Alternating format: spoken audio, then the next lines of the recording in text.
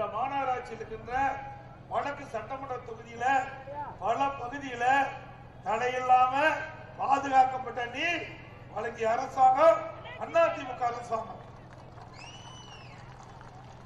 இன்னைக்கு எங்க பார்த்தாலும் கோவை மாநகராட்சியில பாலங்கள் சிறப்பா அமைச்சு கொடுத்திருக்கிறோம். திரு ஸ்டாலின் பல்வேறு பொதுக்கூட்டத்தில் பேசினார். கடந்த அதிமுக ஆட்சி இருண்ட ஆட்சின்னு சொன்னார். கண்ணை மூடிட்டு பார்த்தா இரவுல இருண்டா தான் தெரியும், கண்ணை திறந்து பார்த்தா தான் தெரியும். திரு ஸ்டாலின் அவர்களே, கோவைக்கு பல முறை வந்துட்டு போயிருக்கிறீங்க. அனைத்து இந்திய அண்ணா திராவிட முன்னேற்ற கழகத்தினுடைய சாதனை இந்த பாலத்தை பார்த்தாலே அதற்கு சான்றா இருக்கும். அவ்வளவு பாலங்கள் இந்த கோவை மாநகராட்சின்னு சொல்லிக்கிட்ட பொழுது பல சட்டமன்ற தொகுதியை உட்பட்ட பகுதி. ஒரு இடத்துல இருந்து மற்றொரு பகுதிக்கு போகணும்னு சொன்னா இன்னைக்கு சாலை சந்திப்புகளை போக்குவரத்து நெரிசல் குறிப்பிட்ட நேரத்தில் போக முடியாது. அதனால இங்க இருக்கின்ற அறிவிச்சவர் வேலுமணி அவர்கள், இங்க இருக்கின்ற சட்டமன்ற உறுப்பினர் அறிவிச்சவர் ரஹ்மான் அர்ஜுன் அவர்கள், ஜெயராம் அவர்கள், அதே போல நம்முடைய மாவட்ட செயலாளர் குமார் அவர்கள், அருண்குமார் அவர்கள் போன்றவர்கள் எல்லாம் கோரிக்கை வச்சாங்க. இதுக்கு முந்தையே அதிமுக ஆட்சியில் இருக்கும்போது, அம்மா இருக்கும் போதும் இந்த திட்டத்தை கொண்டு வரதுக்கு முயற்சி செஞ்சோம். அம்மா மறைவுக்கு பிறகு அம்மா நினைத்த மாதிரி இந்த கோவை மாநகர மக்கள் என்னென்ன கோரிக்கை வச்சாங்களோ, எங்கெங்கெல்லாம் பாலம் கட்ட வேண்டும் என்று நீங்கள் விரும்பினீர்களோ அத்தனை இடத்திலே பாலத்தை கட்டி கொடுத்த அரசாங்கம் அதிமுக அரசாங்கம். நாங்க பாலத்தை கட்டிக்கிறோம், ஸ்டிக்கர் ஒட்டி அவர் வந்து திறந்துட்டு கார்ல அழகா ஒய்யாரமா போற செஞ்சது நாம. உண்மையா இல்லைங்களா? நாம தானே செஞ்சோம். அதிமுக ஆட்சியில் தானே இந்த பாலம் கொண்டு வந்து கட்டணும். போகும்போது சொல்றாரு அழகா பாலம் இருக்குன்னு. அழகாத்தான் இருக்கிறோம். அது ஏன்னா அதிமுக ஆட்சியில் கட்டப்பட்ட பாலம். அது மட்டுமல்ல, மூணாவது கூட்டுக்குடி திட்டம். கோவை மாநகராட்சி மக்கள், எங்களுக்கு குடிநீர் பிரச்சனை இருக்கின்றது, அதை நீங்கள் சரி செய்ய வேண்டும் என்ற கோரிக்கை ஏற்று மூன்றாவது கூட்டுக்குடி திட்டம் 1100 கோடி திட்ட மதிப்பீட்டில் செயல்படுத்தி முடிக்கின்ற தருவாயில ஆட்சி மாற்றம் ஏற்பட்டு, ஆட்சி மாற்றம் ஏற்பட்ட பிறகு திமுக ஆட்சிக்கு வந்தது. துணை முதலமைச்சர் உதயநிதி ஸ்டாலின் வந்து அவரு பங்குக்கு ஸ்டிக்கர் ஒட்டி அவர் ரிப்பன் கட் பண்ணி திறந்து வச்சுட்டு போயிட்டார். யார் பெற்ற பிள்ளைக்கு யார் பேர் வைக்கிறார்? சிந்திச்சு பாருங்க. செஞ்சது கஷ்டப்பட்டு நாம, ஆனா ஸ்டிக்கர் ஒட்டி அழகா திறந்து இவர்கள் கொண்டு வந்த திட்டம் மாதிரி மக்களுக்கு காட்சி அளிச்சு கொண்டிருக்கிறார். எல்லா திட்டமுமே பெரும்பாலும் கோவை மாநகராட்சியில மக்கள் பயன்பாட்டுக்கு கொண்டு வருகின்ற பெரும்பாலான திட்டங்கள் அதிமுக ஆட்சியில் கொண்டு வரப்பட்ட திட்டங்கள். அவள் திறக்கத்தான் முடியும், கொண்டு வர முடியாது. ஆக அதிமுக கோவை மாநகராட்சியில பல திட்டப்பணிகளை செயல்படுத்தி மக்களுடைய நன்மதிப்பை பெற்ற இயக்கம் அதிமுக. இன்னொன்னு அடிக்கடி சொல்லிட்டே இருக்கார். எப்பொழுது பார்த்தாலும் ஸ்டாலின் நாங்க கூட்டணி பலமா இருக்குது, கூட்டணி பலமா இருக்குன்னு. நீ கூட்டணியை நம்பிக்கிட்டு இருக்கிற, நாங்க மக்களை நம்பிக்கிட்டு இருக்கிற. ஸ்டாலின் மக்கள் தான் ஓட்டு போட்டு தேர்ந்தெடுத்து ஆட்சி அமைக்க முடியும், கூட்டணி அல்ல. நல்லது செஞ்சிருக்கிறோம், நெஞ்ச நிமித்தி நான் பேசுறேன். மக்கள் எண்ணுகிறார்கள் கடந்த ஆட்சி எப்படி இருந்தது, இப்ப இருக்கின்ற விடியா திமுக ஆட்சி எப்படி ஒப்பிட்டு பார்த்து சிறந்த ஆட்சி எது அப்படின்னு தேர்ந்தெடுத்து 2026 சட்டமன்ற தேர்தலில் சிறப்பா ஆட்சி செய்த அதிமுக ஆட்சி தான் சிறந்த ஆட்சி என்று தேர்ந்தெடுத்து சட்டமன்ற தேர்தலிலே எங்களுக்கு வாக்களிக்க இருக்கிறாங்க. அடுத்தது அந்த கூட்டணி கட்சியில் இருக்கிற அங்கங்கே குட்டி கட்சிங்க, அதுல எந்தெந்த கட்சின்னு உங்களுக்கு தெரியும். கம்யூனிஸ்ட் கட்சி அது கொஞ்சம் கொஞ்சமா தேஞ்சுக்கிட்டே போயிட்டு. கம்யூனிஸ்ட் கட்சி தமிழ்நாட்டில் இருக்குதா இல்லையா என்று முகவரி இல்லாம இருக்குது. திரு முத்தரசன் அவர்கள், நான் இதுவரைக்கும் யாரையும் குறை சொல்லி பேசுறதே கிடையாது. ஆனா அடிக்கடி திரு ஸ்டாலினுக்கு அடிமையா இருந்து குரல் கொடுத்துட்டு இருக்கார். தமிழக மீட்போம் என்று சொல்றீங்களே, எப்படி மீட்போங்கிறோம்? இந்த தேர்தல் மூலமா தான் மீட்போம். எப்படி மீட்போம்னா தேர்தல் மூலமாக மீட்போம். ஏன்னா கொடுமையான ஆட்சி நடந்து கொண்டிருக்குது, குடும்ப ஆட்சி நடந்து கொண்டிருக்கின்றது. மக்களுடைய பிரச்சனையை தீர்க்க முடியாத அரசாங்கம், திறமையற்ற அரசாங்கம் பொம்மை முதலமைச்சராக காட்சி அளித்துக் கொண்டிருக்கின்றார். வாரிசு அரசுக்கு முற்றுப்பைக்கின்ற தேர்தல். இந்த தமிழ்நாடு ஒரு குடும்பத்தின் பிடியிலே சிக்கிக் கொண்டு தவித்துக் கொண்டிருக்கிறது. அதிலிருந்து தமிழகத்தை மீட்போம், அதுதான் எங்களுடைய லட்சியம். ஆகவே திரு முத்தரசன் அவர்களே, உங்க கட்சி மாதிரி எங்க கட்சி நினைச்சிடாதீங்க. எப்பொழுது பார்த்தாலும் அண்ணா திமுக பிரச்சனை இருக்குதுன்னு, பிரச்சனை என்ற பேச்சுக்கே இடமில்ல. பிரச்சனை எங்க இருக்குதுன்னா உங்க கூட்டணியில் தான் இருக்குது. திமுக தலைமையில் இருக்கின்ற கூட்டணியில் தான் பிரச்சனை இருக்கின்றது. அண்மையிலே மார்க்சிஸ்ட் கம்யூனிஸ்ட் கட்சியுடைய தலைவர் இன்றைக்கு புதுசா வந்திருக்கிறார் திரு சண்முகம் அவர்கள். அவர் அடிக்கடி பேசிவிட்டார், திமுக ஆட்சியில மக்களுடைய பிரச்சனை தீர்க்கல, இப்படியே போயிட்டு இருந்தா தேர்தலில் ஜெயிக்க முடியாது என்ற ஒரு கருத்தை அவரே வெளியிட்டிருக்கார். அண்ணா திமுக பலம் வாய்ந்து கொண்டிருக்கின்றது. திமுக நாட்டு மக்களுடைய பிரச்சனையை அணுகல, தீர்க்கல அப்படின்னு குரல் கொடுத்திருக்கார். பரவாயில்ல, ஏதோ ஒரு 4 ஆண்டுக்கு பிறகு மார்க்சிஸ்ட் கம்யூனிஸ்ட் கட்சியிலிருந்து புதிதாக வந்த தலைவர் திரு சண்முகம் அவர்கள் நாட்டு மக்களை பற்றி சிந்திப்பது வரவேற்கத்தக்கது. ஏன்னா அந்த கட்சியில யாருமே திமுகவை ஏற்று பேசுறதே கிடையாது. எல்லாம் அடிமை சாஸ்திரம் எழுதி கொடுத்துட்டாங்க. இன்னொருவர் தொல் திருமாவளவன் அவர்கள் விடுதலை சிறுத்தை கட்சியை சேர்ந்தவர், அவர் பேசுறார் அண்ணா திமுகவும் பாரதிய ஜனதாவுக்கும் இணக்கமா இல்லைன்னு. நீங்க கண்டுபிடிச்சீங்களா? உங்களுக்கு டாக்டர் பட்டம் கொடுத்தோம், ஏன் நோபல் பரிசா கொடுத்துடலாம். எங்களுக்கும் எங்க கூட்டணி கட்சிக்கு இணக்கம் இல்லைன்னு சொல்வதற்கு நீங்க யார்? வந்து பாருங்க, அண்ணா திமுக பாரதிய ஜனதா கட்சி, அங்கே ஐஜேகே, இன்னும் பல கட்சிகள், ஃபார்வர்ட் பிளாக் எல்லாம் வந்திருக்கிறாங்க. நாங்கெல்லாம் ஒன்றாத்தான் இருக்கிறோம். ஆனா உங்களுக்குள்ளதான் கருத்து வேறுபாடு இன்றைக்கு வெளிப்பட்டுக் கொண்டிருக்கிறது. திரு திருமாவளவன் குறிப்பிடுகிறார், தமிழகத்திலே கூட்டணி ஆட்சி தான் எங்களுடைய கொள்கிறார். அப்படின்னா உள்ள ஒண்ணு வச்சுக்கிட்டு வெளியுள்ளதான பேசிட்டு இருக்கிறீங்க. உள்ளுக்குள்ள என்ன, எப்படியாவது கூட்டணி ஆட்சி வரக்கூடாதா அப்படின்னு உள் மனசு சொல்லுது. வெளியில இல்ல இல்ல இப்பெல்லாம் கூட்டணி ஆட்சிக்கு வாய்ப்பு இல்ல அப்படின்னு அவரே பதில் சொல்றார். 2 கருத்தையும் திரு திருமாவளவன் அவர்களை குறிப்பிடார். நாங்க சொல்லல, அவர் சொன்னதான் இங்க சொல்றோம். ஆக உங்க கூட்டணிக்குள்ளதான் மிகப்பெரிய குழப்பம் காணப்படுகிறது. அண்ணா திமுக ஆட்சியில் அப்படி இல்லை.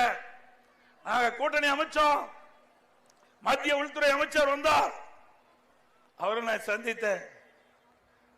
ஐடிசி ஹோட்டலுக்கு கூட்டணி பேச்சுவார்த்தை முடிக்கப்பட்டு நானும் அறிவிச்சவர் வேலுமணி அவர்கள், எங்கள் துணை பொதுச் செயலாளர், கழக நிர்வாகிகள், பாரதிய ஜனதா கட்சி சேர்ந்த நிர்வாகிகள், மரியாதைக்குரிய மத்திய உள்துறை அமைச்சர் அமித்ஷா அவர்கள் அங்கே நிருபர்களை சந்தித்து பேட்டி கொடுக்கின்ற பொழுது பாரதிய ஜனதா அண்ணா திமுக கூட்டணி அமைக்கப்பட்டு விட்டது, எங்க கூட்டணிக்கு அண்ணா திமுக தலைமை தாங்கும் என்று குறிப்பிட்டார். எங்கள் கூட்டணி வெற்றி பெற்ற பிறகு அண்ணா திமுக ஆட்சி அமைக்கும் என்று குறிப்பிட்டார். எங்களுடைய கூட்டணி முதலமைச்சர் வேட்பாளர் இபிஎஸ் என்று குறிப்பிட்டார். ஆக எங்கள் கூட்டணி தெளிவுபடுத்தப்பட்டு விட்டது. ஆனா எதிரணியில் இருக்கின்ற திமுக கூட்டணியில் அங்கம் வைக்கின்ற கட்சிகள்லாம் பயம் வந்துட்டது, ஏதோ பேசிட்டு இருக்கிறாங்க. நாங்க கூட்டணி அமைச்சா நீங்க எங்க கவலைப்படுறீங்க? எங்களுக்கு விருப்பம் பாரதிய ஜனதா கட்சியோட கூட்டணி, பாரதிய ஜனதா எங்களோட கூட்டணி வைக்கணும்னு சொல்றோம், ஐஜேகே கட்சி எங்களோட கூட்டணி வைக்கணும்னு சொல்றோம். அவருடைய விருப்பம் எங்களுடைய விருப்பம். ஃபார்வர்ட் பிளாக் நான் கூட்டணி அமைச்சிட்டு இருக்கிறோம். இப்படி இன்னும் பல கட்சிகள் எங்க கூட்டணியில் அங்க வைத்திட்டு இருக்குது. இன்னும் பல கட்சிகள் எதிர்காலத்தில் அண்ணா திமுக தலைமையில் அமைக்கப்பட்ட கூட்டணியில் வரும் வரும். நம்ம கூட்டணி கண்டு பயம் வந்துட்டது. எப்பொழுது நம்ம கூட்டணி பற்றி பேசுறாங்களோ அப்பொழுது திராவிட முன்னேற்ற கழக தலைமையில் இருக்கின்ற கூட்டணிக்கெல்லாம் பயம் வந்து விட்டது. 2026 தேர்தலில் பல வாய்ந்த கூட்டணியாக அமைக்கப்பட்டு தேர்தலை சந்தித்து கிட்டத்தட்ட 234 சட்டமன்ற தொகுதியில 210 தொகுதியில அண்ணா திமுக தலைமையில் இருக்கின்ற கூட்டணி வெல்லும் வெல்லும் வெல்லும். ஸ்டாலின் அவர்களே பகல் கனவு கண்டு கொண்டிருக்கிறீர்கள். திராவிட முன்னேற்ற கழக தலைமையில் அமைக்கப்பட்ட கூட்டணி 200 இடங்களில் வெற்றி பெறும் என்று பகல் கனவு காண்கிறீர்கள். ஒருபோதும் தம்பி ஜாக்கிரதையா ஒருபோதும் நடக்காது. ஏனென்றால் நீங்க மக்களுக்கு செஞ்சிருந்தா தானே மக்கள் உங்களை சிந்தித்து போப்பாங்க. எப்பொழுது வீட்டு மக்களை பற்றியே சிந்திக்கக்கூடிய தலைவர் திரு ஸ்டாலின். ஆனால் அனைத்து இந்திய அண்ணா திராவிட முன்னேற்ற கழகம் பாரதிய ஜனதா கட்சியும் எப்பொழுதும் நாட்டு மக்களை பற்றி சிந்திக்கக்கூடிய கட்சிகள், மக்களை பற்றி சிந்திக்கின்ற கட்சி, மக்களை பற்றி கவலைப்படுகின்ற கட்சி நம் கூட்டணி கட்சிகள். அதனால்தான் மக்களை நாம் விரும்புகின்றார்கள். அதுதான் நமக்கு மிகப்பெரிய பலம். இன்றைக்கு திரு ஸ்டாலின் தமிழகத்தினுடைய முதலமைச்சராக பொறுப்பேற்று 50 மாத காலம் ஆகின்றது.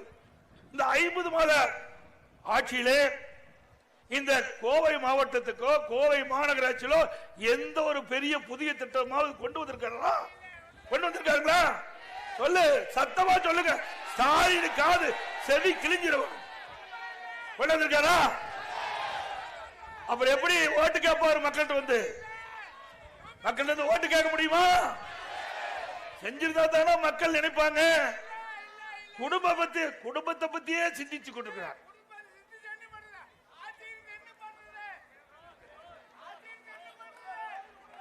ஆக மக்களை பற்றி சிந்திக்கக்கூடிய கட்சி அண்ணா திமுக கட்சி, பாரதிய ஜனதா கட்சி, நம் கூட்டணியை அங்கமைக்கின்ற கட்சிகள். அதனால்தான் மக்களை நம்ம மீது பாசம் கொண்டுள்ளார்கள். அது மட்டுமல்ல, திமுக ஆட்சிக்கு வந்தாவே ரவுடிசம் வந்துடும்.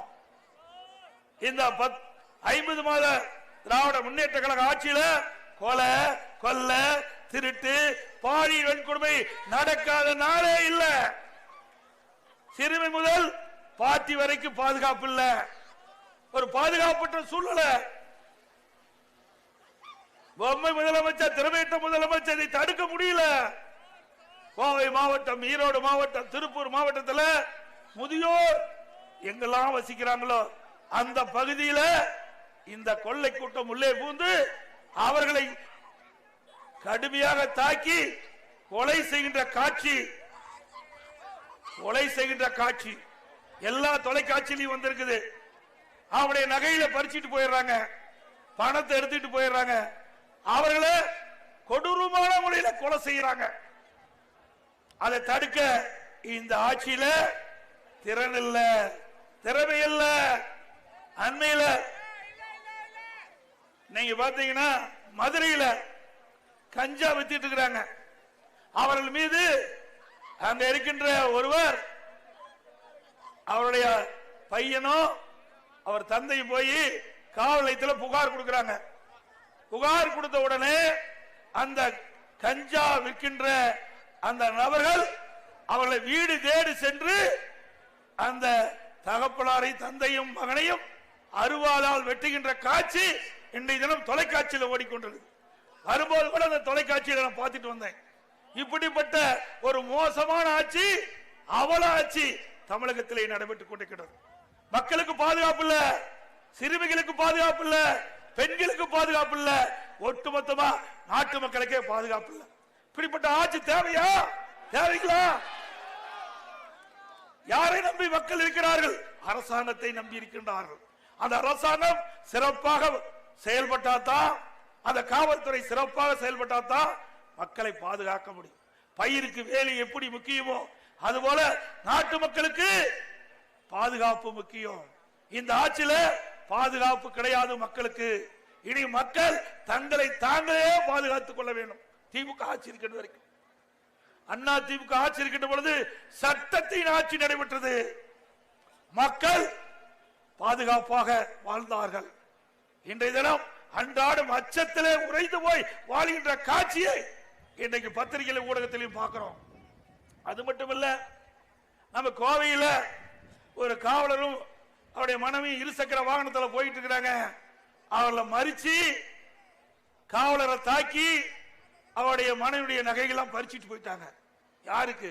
காவலருக்கே பாதுகாப்பு இல்லை. அப்புறம் யாரு போய் நம்மளை பாதுகாக்கிறது? மக்களை பாதுகாக்கக்கூடிய காவலருக்கு பாதுகாப்பு இந்த கோயம்புத்தூர் மாவட்டத்தில், கோயம்புத்தூர் நகரத்தில் இப்படிப்பட்ட ஒரு ஆட்சி தேவையா? சிந்திச்சு பாரு. ஏனென்றால் மக்களை பாதுகாக்கக்கூடிய ஆட்சி அதிமுக ஆட்சி. அது வருகின்ற சட்டமன்ற தேர்தலில் அனைத்து இந்திய அண்ணா திராவிட முன்னேற்ற கழகம் வெற்றி பெற்று மக்களை கண்ணை எமிகாப்பதை போல எங்களுடைய அரசு பாதுகாத்தது. அம்மா இருக்கின்ற போதும் பாதுகாத்தார். இன்றைக்கு திராவிட முன்னேற்ற கழகம் ஆட்சிக்கு வந்து 50 மாத காலம் ஆகிறது. அந்த 50 மாத காலத்தில் விலைவாசி உயர்வு கொஞ்சம் நஞ்சம் இல்ல.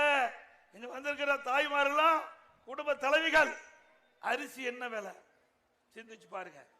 அனைத்து இந்திய அண்ணா திராவிட முன்னேற்ற கழகம் ஆட்சி இருக்கின்ற பொழுது குறைந்த விலையில் கிடைச்சது.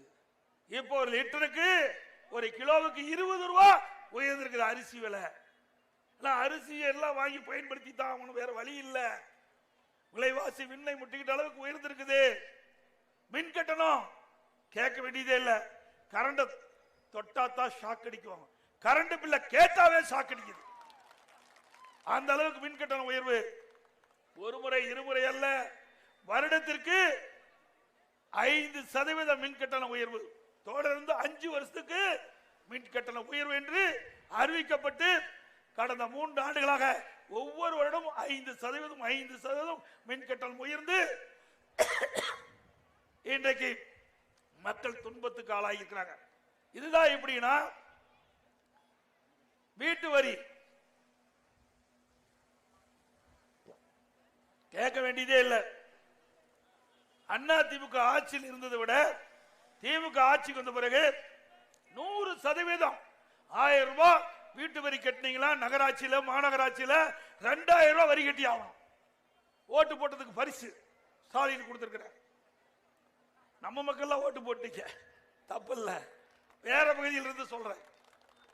நம்ம பகுதி மாதிரி ஒட்டுமொத்தமா அண்ணா அனைத்து தொகுதியில் வெற்றி பெற்றா அண்ணா திமுக ஆட்சிக்கு வந்திருக்கும். பல மாவட்டத்தில் செய்த தவறின் காரணமாக இன்றைக்கு வரி மேல் வரி போட்டு மக்கள் தலையில மிகப்பெரிய சுமையை சுமத்திருக்கிறாங்க. கடவரி எப்படின்னா, வீட்டு வரி எப்படின்னா கடவரி 150% உயர்வு. நீங்க 1000 ரூபாய் கடைக்கு வரி கட்டிட்டு இருந்தீங்களா மாசம் மாசம், இப்ப 2500 ரூபாய் ஒவ்வொரு மாதம் வரி கட்ட வேணும். மின் கட்டணம் அண்ணா திமுக ஆட்சியில் 1000 ரூபாய் மின் கட்டணம் செலுத்தி இருந்தா இப்ப 2000 ரூபாய் மின் கட்டணம் செலுத்த வேணும். குடிநீர் வரி உயர்த்தப்பட்டுகிறது. போதாதுக்கு குப்பைக்கு வரி போட்டா ஒரே அரசாங்கம் நம்முடைய ஸ்டாலின் அரசாங்கம் தான். இனிமேல் குப்பை அரசாங்கம் சொல்லிடலாம். இந்த அரசாங்கம் அப்படித்தான் இருக்குது. குப்பைக்கு வரி போட்டார். ஆக வரி போடாததே கிடையாது. அப்புறம் நீ ஏதாவது வீடு விற்கணும், வீடு வாங்கணும்னா அந்த வழிகாட்டு மதிப்பு ஸ்டாம்ப் டியூட்டி உயர்த்திட்டாங்க, அதையும் உயர்த்திட்டாங்க. இப்படி எல்லா வகையிலுமே உயர்ந்து மக்கள் பாதிக்கக்கூடிய அளவிற்கு இன்றைக்கு தமிழ்நாடு இருக்கின்றது. அதோட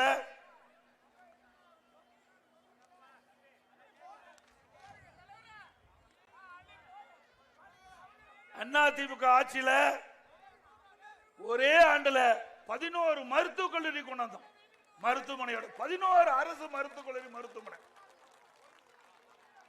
எந்த ஆட்சியிலாவது உண்டா? இன்றைக்கு தனியார் மருத்துவமனைக்கு இணையா அந்த அரசு மருத்துவமனை செயல்பட்டு இருக்குது.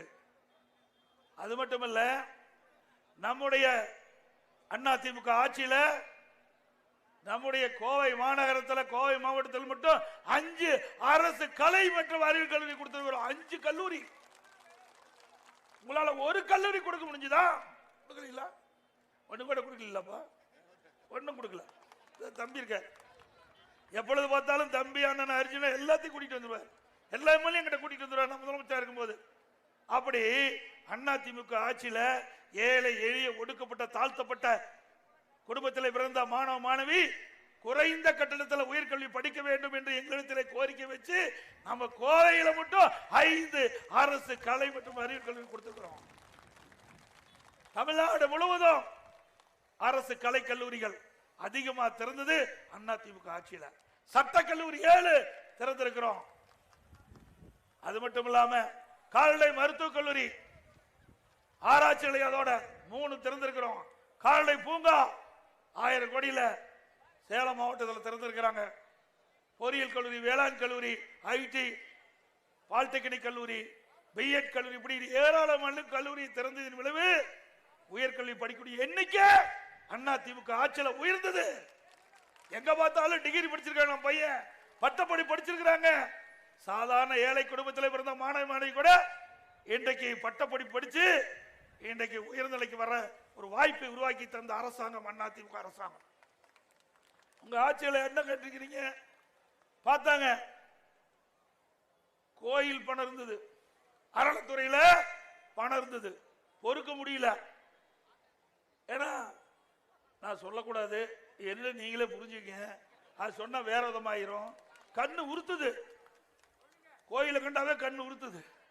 அது இருக்கிற பணத்தை எல்லாம் எடுத்து கல்லூரி கட்ட ஆரம்பிக்கிறாங்க.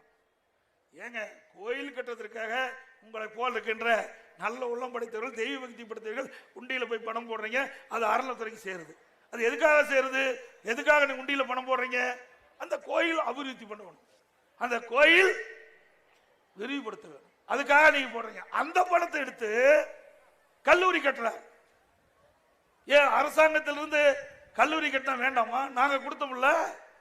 அதிமுக ஆட்சியில இத்தனை கல்லூரி நாம் கட்டி கொடுத்துக்கிறோம். மருத்துவ கல்லூரி, நான் சொன்ன அத்தனை கல்லூரியும் அரசாங்க பணத்தில் கொடுத்திருக்கிறோம். நீங்க அப்படி அல்ல, வேண்டுமென்றே திட்டமிட்டு அறநிலைத்துறையில் இருக்கின்ற அந்த நிதியை எடுத்து இதற்கு செலவழிப்பது எந்த விதத்தில் நியாயம்? சிந்திச்சு பாருங்க. இதெல்லாம் ஒரு சதி செயலாத்தான் மக்கள் பார்க்கிறாங்க. பல மக்கள் என்னிடத்துல கோரிக்கை வச்சாங்க, இது ஏங்க கோயில் அறநிலைத்துறையில் இருந்து இருக்கிற பணத்தை எடுத்து அதுக்கு செலவு பண்றாங்க? கல்விக்கு வேண்டான்னு சொல்லல, கல்வி என்பது முக்கியம். ஒரு மனிதனுக்கு கண் எப்படி முக்கியமோ அது போல ஒரு நாட்டிற்கு கல்வி முக்கியம். ஆனா அந்த கல்வி அரசாங்கத்திலிருந்தே கொடுக்கலாம். ஏன் அரசாங்கத்தில் பணம் இல்லையா? 10 கல்லூரிக்கு தேவையான பணம் இல்லையா? நாங்க இவ்வளவு அரசு கலை கல்லூரிகள், அதே போல மருத்துவக் கல்லூரி, பொறியியல் கல்லூரி, வேளாண்மை கல்லூரி, கால்நடை மருத்துவக் கல்லூரி, சட்டக்கல்லூரி, இப்படி ஏராளமான கல்லூரியை நாங்கள் திறக்கின்ற பொழுது ஒரு சாதாரண கலை மற்றும் அறிவியல் கல்லூரி கூட அரசாங்க நிதியிலிருந்து கட்ட முடியவில்லைன்னா இந்த அரசாங்கம் தேவையா? தேவைங்களா? அது மட்டுமல்ல, இங்க இருக்கிற நம்முடைய தமிழ்நாடு வேளாண் பல்கலைக்கழகம், இதுல ஒரு 225 ஏக்கர் இருக்குது. அந்த அருப்புக்கோட்டையில இந்த ஆராய்ச்சி நிலையம் இருக்குது. இந்த பயிர் வகைகளும் இந்த வறண்ட பகுதியில் இருக்கின்ற மானாவாரி பயிர், அந்த பயிர் எப்படி இடுவது என்பது பயிற்சி கொடுப்பதற்காக அந்த வறண்ட பகுதியில் இருக்கின்ற விவசாயிகள் பயனடைய வேண்டும் என்பதற்காக அந்த ஆராய்ச்சி நிலையத்துக்காக அந்த அருப்புக்கோட்டையில் இந்த தமிழ்நாடு வேளாண் பல்கலைக்கழகத்துக்கு சொந்தமான நிலம் இருக்குது. அதை இப்ப சிப்காட்டுக்கு ஒதுக்க பாக்குறாங்க. சிப்காட்டுக்கு தனியா நிலம் எடுத்து ஒதுக்குங்களே. இன்னைக்கு புதிய புதிய ரகம் வந்திருக்குது. இன்னைக்கு வேளாண் பெருமக்கள் உற்பத்தியை பெருக்க வேண்டும். மானாவாரி, பருத்தி, கடலை, இப்படி பல பயிர்கள் உருவாக்க வேண்டும் என்று சொன்னால் அந்த பயிர்கள் ஆராய்ச்சி நிலையம் மூலமாக அதிக விளைச்சல் கொடுப்பதற்காகத்தான் அந்த நிலத்தை வச்சிருந்தாங்க. அதுவும் தமிழ்நாடு பல்கலைக்கழகத்துடைய அனுமதி இல்லாம இந்த அரசாங்கம் சிப்காட் ஒதுக்குவதாக வந்திருக்குது. விவசாயிகள் கொதிச்சு போயிருக்கிறாங்க. இந்த ஆராய்ச்சியாளர்கள் என்ன இடத்துல தகவலை கொடுத்தார்கள், நீ எப்படியாவது பேசி தருகின்ற. நான் ஒரு விவசாயியா இருக்கின்றேன், விவசாயியுடைய கஷ்டத்தை நான் உணர்ந்திருக்கின்றேன். இன்னைக்கு விவசாயிகள் இரட்டிப்பு வருமானம் கிடைக்க வேண்டும் என்று சொன்னால் ஆராய்ச்சி நிலையம் மிக மிக முக்கியம். இந்த அரசாங்கத்தில் எதுவுமே தெரியாத ஒரு முதலமைச்சர், எந்த டிபார்ட்மெண்ட்டும் தெரியாது. சொல்லுங்க பார்க்கலாம். எங்களை பொறுத்த வரைக்கும் மக்கள் தான் எஜமானவர்கள், மக்கள் தான் நீதிபதிகள். அவருடைய மனம் எப்படி இருக்கின்றதோ அதை அறிந்து அரசு செயல்படுகிற ஒரே அரசாங்கமா அதிமுக அரசாங்கம் இருந்தது. ஆனா இன்றைய முதலமைச்சர் அப்படி அல்ல. குடும்ப மக்கள் என்ன எண்ணுகிறார்களோ அதுதான் ஆட்சி நடத்துறார். மக்களை பற்றி சிந்திக்காத ஒரு முதலமைச்சர் இன்றைய முதலமைச்சர் என்பதை இந்த நேரத்தில் சுட்டிக்காட்டி வருகின்ற 2026 வருகின்ற சட்டமன்ற பொதுத் தேர்தலில்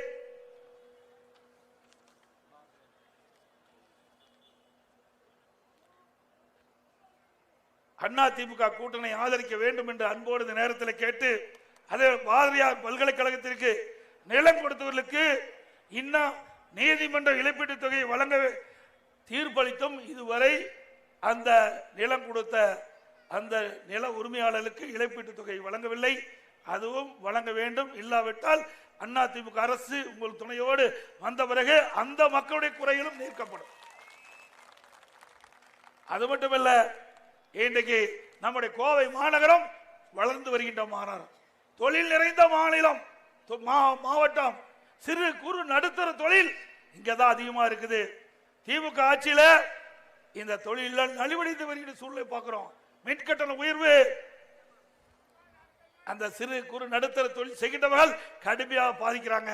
இன்றைக்கு காலையில அவளை சந்தித்து அவருடைய கருத்துல கேட்டு, இந்த தொழில் எங்களால செய்ய முடியல, வேற தொழில் எங்களுக்கு தெரியாது, இதுல பல்லாயிரக்கணக்கான பேர் சிறு குறு நடுத்தர தொழில் செயல்படுத்திட்டு இருக்கிறாங்க, இது எங்களுக்கு மிக மிக ஒரு மோசமான நிலைக்கு எங்களை தள்ளப்பட்டுக்கிட்டு இருந்த அரசாங்கம் அதற்கு தீர்வான வேண்டும் சொல்லியிருக்கிறாங்க. அதிமுக அரசு வந்த பிறகு சிறு குறு நடுத்தர தொழில் வளமிக்க செழிப்பாக அந்த தொழில் சிறக்க நடவடிக்கை மேற்கொள்ளப்படும். அதே போல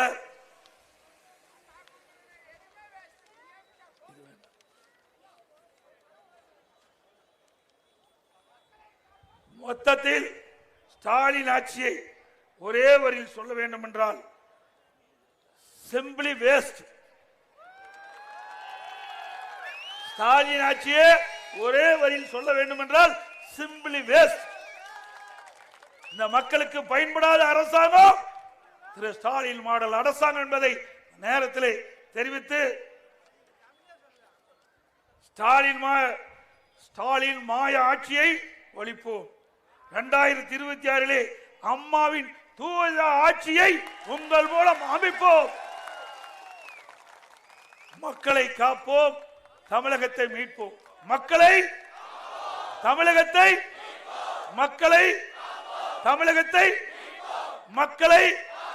தமிழகத்தை நன்றி, வணக்கம். அதே நேரத்தில் அடுத்த ஆண்டு நடைபெறுகின்ற சட்டமன்ற தேர்தலிலே அனைத்து இந்திய அண்ணா திராவிட முன்னேற்ற கழகம் போட்டியிட்டால் இரட்டை சின்னத்திலே வாக்களியுங்கள். நம்முடைய கூட்டணி கட்சி வேட்பாளர்கள் போட்டியிட்டால் எந்த கட்சியில் நிற்கிறாங்களோ அந்த கட்சி சின்னத்திற்கு வாக்களித்து அவர்களை வெற்றி பெறுங்கள் என்று அன்போடு வேண்டி கேட்டு விடைபெறுகின்றேன். நன்றி, வணக்கம்.